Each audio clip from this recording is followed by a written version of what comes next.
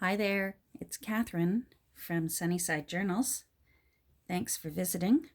We're going to do a flip through today of this pretty journal that I've made out of a 1933 book.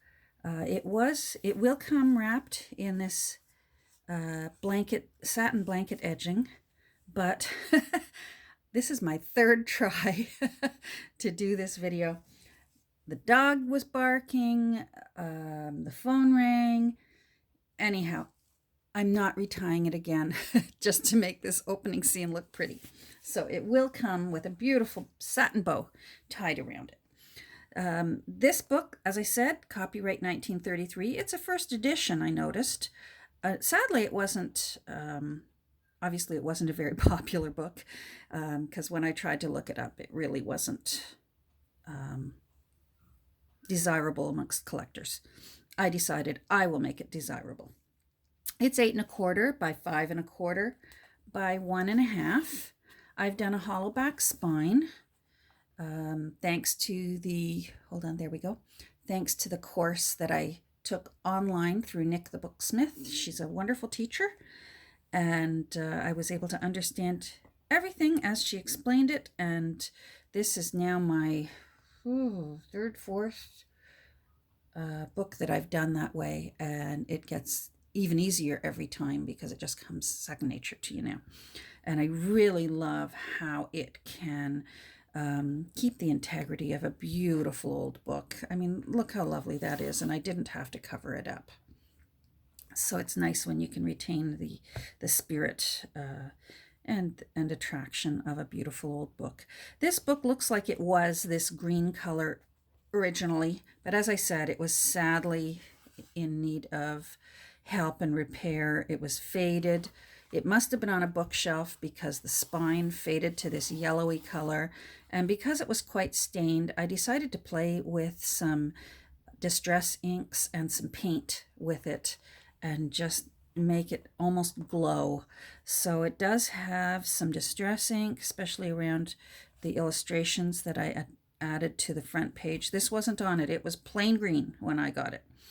I did gold around the edges, gold paint around all the edges. The roses come from a few sheets, I'll be sad when I run out of them, of vintage wrapping paper. And the bird came from one of my bird books. It has a little bronze metal plaque on it that says life. Let's see if I can show that nicely. Anyhow, so I figured maybe the new owner will want to write about the things of life. Let's get into it. I have, pardon me for clearing my throat. There's a little pocket here. Although there's a lot of birds in the book, there's also just a lot of natural things. Butterflies, bugs, plants, flowers. So that's a little homemade tea card. Journaling cards made from playing cards, a bookmark made from paint swatch. The Ex Libris label came from another book. Whenever I find books that are simply for cutting up, boy, I love it if they've got a blank Ex Libris inside, because they come out too and they'll get put into a beautiful book. I did something different with my hollow back binding, and I think I can mention that. I'm not going to explain how Nick does it because I really want you to take her course. But for this book, for me, I put the fabric on the outside of my end papers because it was so beautiful. It has roses and hydrangea. It's upholstery fabric that I found at a thrift store. As I mention all the time, everything in this is thrifted. There's nothing brand new except the glue or the distress ink. This was the original end paper. It was obviously owned by a woman named Ethel M. Fallis. She lived in Lindsay, Ontario, and I did look her up. So she really did live. She was born in 1887, and apparently she passed away in 1971, and she's still buried up in the Kawartha Lakes area. And I'll include the little bit that I found out about her. I'll include a little biography and send it off to whoever is the the new owner of this lovely little journal. Lots of old laces on the edges, whether they're vintage, whether they're antique or old, I don't know. I only know pretty, and I only know what I find at my thrift stores, and I put them together to make it beautiful. I loved the peach trim on there because it also matches the satin wrapping, and it matches. I've put in a permanent bookmark in it. We'll get to that and I'll show it to you, and they all sort of match and go along with the peachy rose that's there. We're going to do a really quick flip through because it's just mostly little journaling cards here and there. A lot of blank pages so that the new owner can make it their own and write in it or glue in it or paint in it or collage in it, whatever the new owner is going to want to do. I've left plenty of space for that. There's a lot of the original pages in it. These pretty pages that you'll see throughout were on a lot of the beginnings of chapters in this book. So I've included as many as there were in the original book. So here's the copyright, 1933, first edition. And I just found so many different things. I don't understand books that well. I only understand pretty. Because, as I said, on one of the pages, and I don't think I included it, it said that it was printed in England. And here I see that it says it's printed in Garden City, New York. But here it says Toronto, Canada. So your guess is as good as mine. I guess in the end it doesn't matter. Now it's a beautiful journal. So you're going to see bullet journal paper whenever I start a new book and I've still got blank pages in my bullet journal. I pull out the blank ones and include them in journals. Birds, lots of vintage ledger paper. I love ledger paper because it doesn't matter what direction you write on, you're always going to get lines. I really need lines when I write. Lots of these pages, I found these at a thrift store, and they're just illustrations somebody drew of antique dolls. So I've included quite a few of those in the centers of signatures. And there's the other side. This is the original first page of the first chapter from the book. There we go. This is page from a beautiful book that I found at one of my thrift stores about the gardens and the architecture in Brisbane, Australia. The kitchen. Here's a little tuck spot with a photo. I like to put little quirky things sometimes. Handmade tea card that you can journal on the back. A little notepad that I made full of odds and ends of papers. Another journaling card made from a playing card. Tiny airmail envelope. Flowers. A little bulb pin with a tag with a cottage on it. Because the original story in this was about a cottage with a thatched roof, hence the title, Thatched Roof.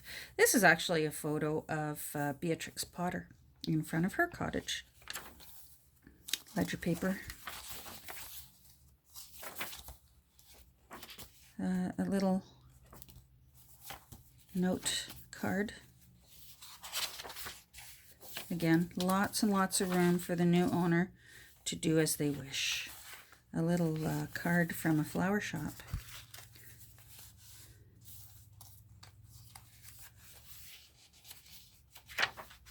This is another page out of the book. I've added a little extra to it.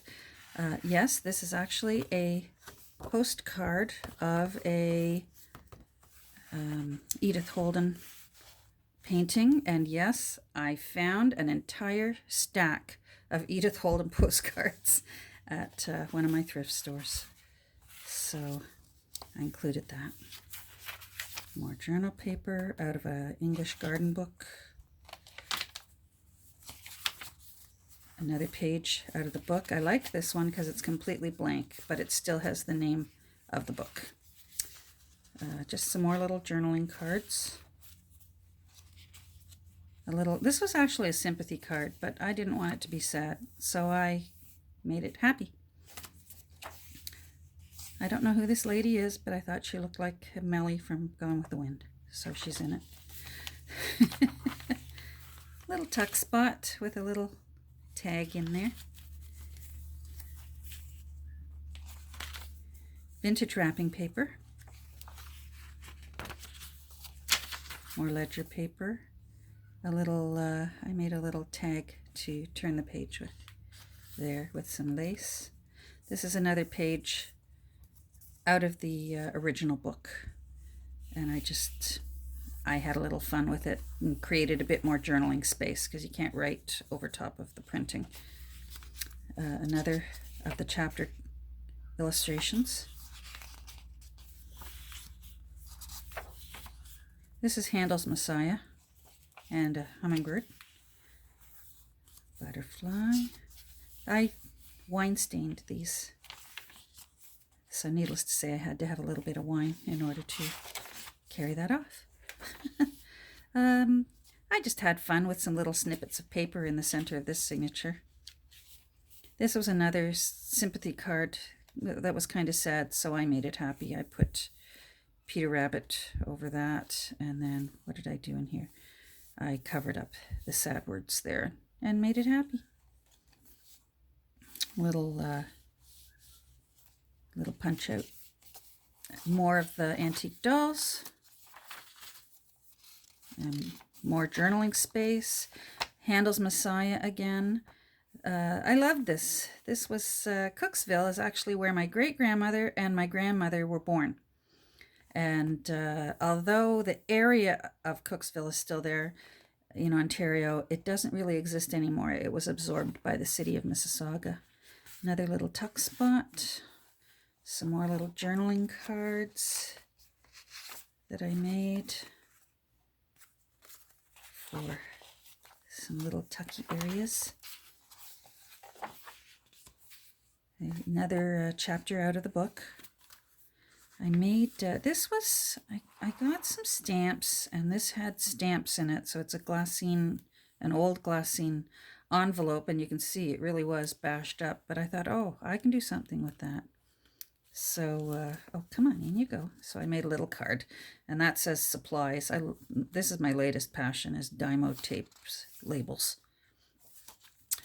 Another chapter illustration, a tuck spot of a bridge tally card, and some journaling cards. This is from a birdwatcher's book, so that can be journaled on. Handel's Messiah, some more, and a cute little kitten. Another journaling card with some lace on it. Just a little paper to journal on. More of the doll paper. More Handel. A little tuck corner made from a jigsaw puzzle, from a vintage children's puzzle, and it had flowers on it. So I thought I'll put some flower journaling cards in there. So there. Vintage wrapping paper. Another bird watch. No, actually, this is a page from the book. And some adopted ancestors for you. Another little area with some lace, a little tag with a little bird on it. This was the final page of the chapter. The final chapter was titled Goodbye, so I cut that off. And I just thought it was such an unusual illustration. I don't know what's going on, whether somebody's jumping out the window or jumping in the window, or it looks like the person is throwing leaves or flowers into the room.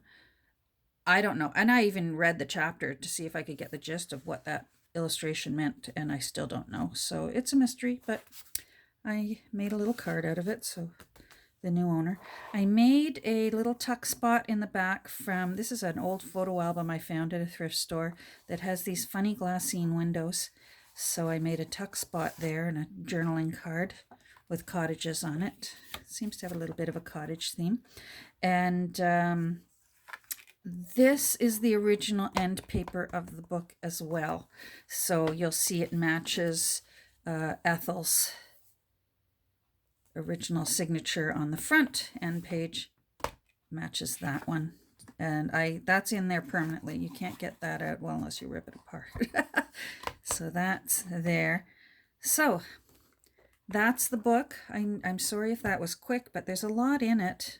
Well, let me show you the permanent before I close up.